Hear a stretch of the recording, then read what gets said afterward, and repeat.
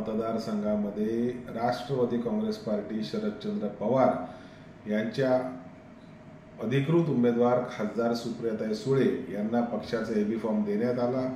त्यांचं चिन्ह तुतारी फुंकणारा माणूस असं आहे, परंतु निवडणूक आयोगाचे जे मुक्त चिन्ह आहे त्याच्यामध्ये ट्रम्पेट हे एक चिन्ह आहे। इंग्रजीमध्ये त्याला ट्रम्पेट असं म्हटलेलं आहे आणि मराठीमध्ये काही ठिकाणी त्याचा अनुवाद हा तुतारी म्हणून केलेला आहे।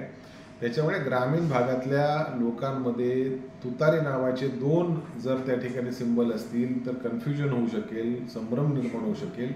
म्हणून सुप्रियाताईंचे काम पाहणारे श्री लक्ष्मीकांत खाब्या यांनी तक्रार केलेली, ती तक्रार निवडणूक अधिकाऱ्याकडे केली होती। वास्तविक त्यांना ती तक्रार केल्यानंतर एक पत्र आलं निवडणूक अधिकाऱ्यांचं की हे मुक्त चिन्ह असल्यामुळे आम्ही ह्याच्यावर निर्णय देऊ शकत नाही, ह्याच्यावर अधिकृत निर्णय केंद्रीय निवडणूक आयोगच देऊ शकते।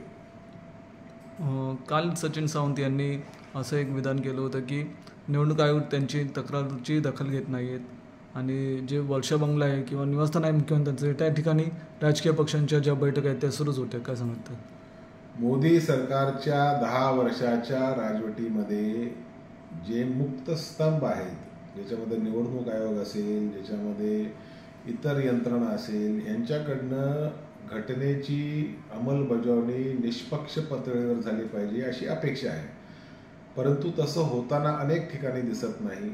एखादा इंडिया आघाडीचा उमेदवार असेल किंवा त्याचा कार्यकर्ता असेल आणि त्याच्या विरोधात जर निवडणूक आयोगाकडे तक्रार असेल तर तातडीने कारवाई केली जाते आणि तो जर सरकारी पक्षाचा उमेदवार किंवा कार्यकर्ता असेल किंवा प्रचारक असेल आणि त्याच्यावर जर कारवाईची आम्ही मागणी केली, त्याच्यावर एव्हिडन्सेस जरी दिले तरी तो अतिशय स्लो पद्धतीने कारवाई होते किंवा कारवाईच होत नाही असा अनुभव आतापर्यंत आहे।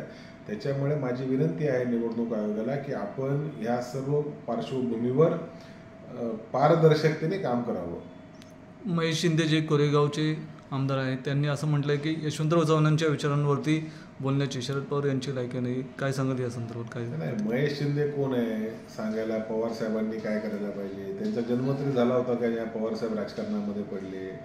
आणि पवार साहेबांनी चव्हाण साहेबांना आपला राजकीय गुरु म्हणून त्यांच्या विचारांचं राजकारण केलं, महाराष्ट्रामध्ये केलं, देश पातळीवर केलं। आणि महेश शिंदेला राजकारणाचं माहीत नाही, फक्त सातारा जिल्ह्यात असल्यामुळे आपण बोलू शकत नाही, परंतु पवारांनी काय केलं हे देखील पाहिलं पाहिजे। त्याच्या नखा एवढी म्हणजे पवार साहेबांच्या नखा एवढी देखील कुवत महेश शिंदेची नाही।